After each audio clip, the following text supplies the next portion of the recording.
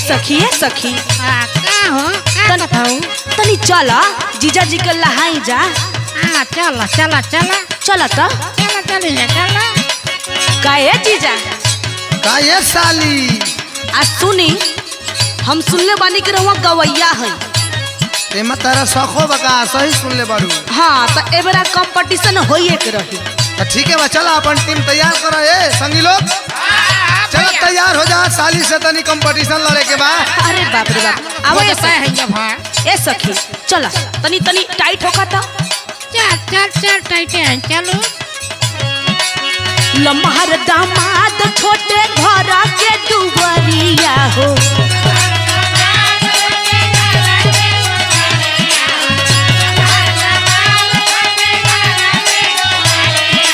काहे जीजा बोला बोला सुनत हुआ लम्हर दामाद छोटे घर के दुबरिया हो। अटकल माउरिया के झोझाए लाला कहो जीजा। हाँ हाँ सुना तानी।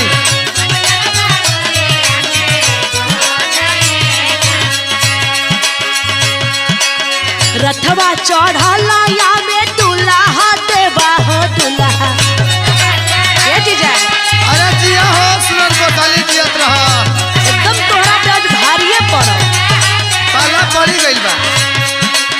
रथवा चढ़ला या में दुल्हा देवा हो दुल्हा। अटकल माउरिया के झोझाए लाला।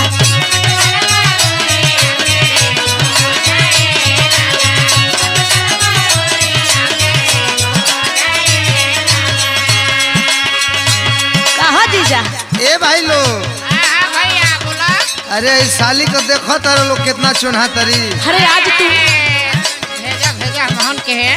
जाना तरी की जे बारी से ही है जाना तरी कुल की। ए जीजा रेला के जेबा रेला के सुना सुना हाँ चोन्हा का देखा वेलू सुना ये सुनर को साली।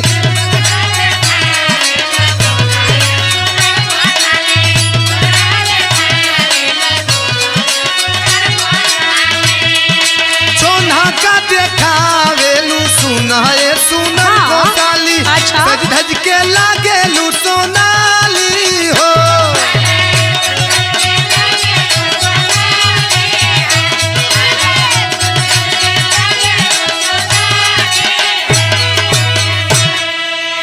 काहे साली का हो जीजा। फिरा गइलू का हो।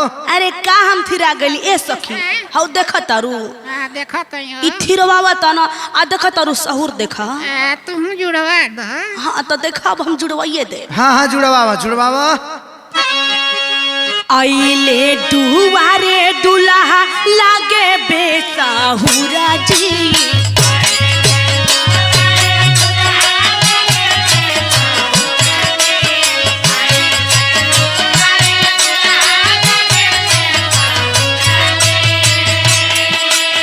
आइले दुआरे दुल्हा लागे बेसाहुरा जी।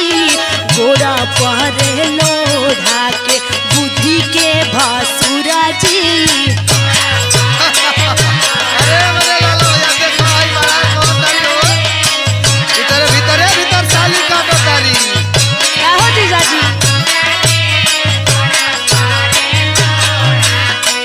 कन्फ्यूजिया तरह का। कंफ्यूजियात नहीं की अपन जवाब सुन लो।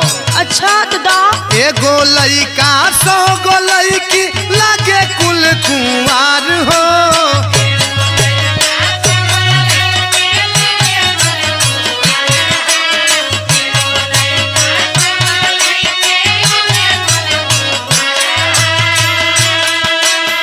सुना तारू ना। हाँ हाँ सुनो तानी। एगो लइका सौ गो लइकी लागे कुल कुंवार हो। लूगा उठा के आई हो सब दादा। देखावेली दुआर आई हो। हो। लूगा आई देखो। उठा के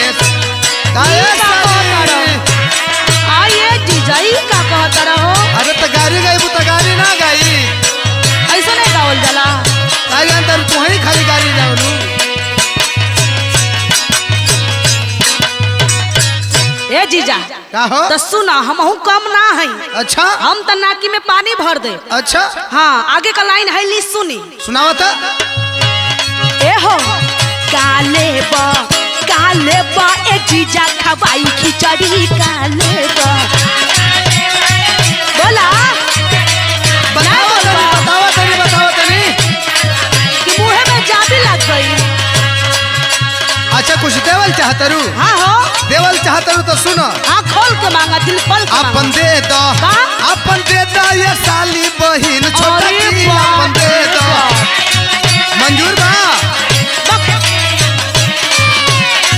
आपका भाई?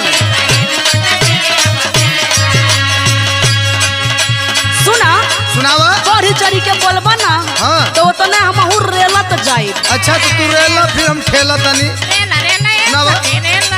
सुना ये हमर दीदी समहरबा की छोटकी बहिन जब दोनों समरबा हो जाइबा बेटी काले बा ए जीजा खवाई खिचड़ी काले बा।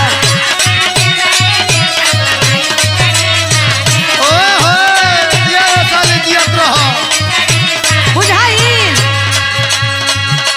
अच्छा हाँ मैंने कहत रहूं कि दीदी समरवा की छोटकी बहिन हाँ हाँ बोला बोला। दोनों समारोह तो बेदिन हो जाई। अब तो हर घर में बाड़ी जा और लोगन के कह देखी। हमार टेक्निक सुनो पहले तोहार दिहल तोहफा के कैसे हम संभारब। अच्छा सुना सुना।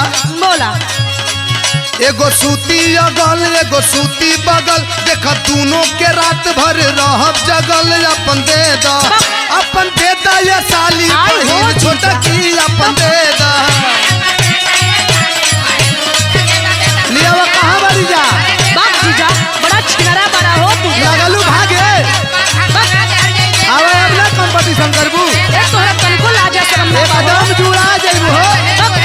सचो एकदम छिनारे बड़ा। हल्का में लताड़ू कहा देवा जीजा के अपना। अरे नहीं तू बड़ा बनल बड़ा। आवा चापब की पनिया जीबू। अच्छा अच्छा अरे दे दहो मान जाए।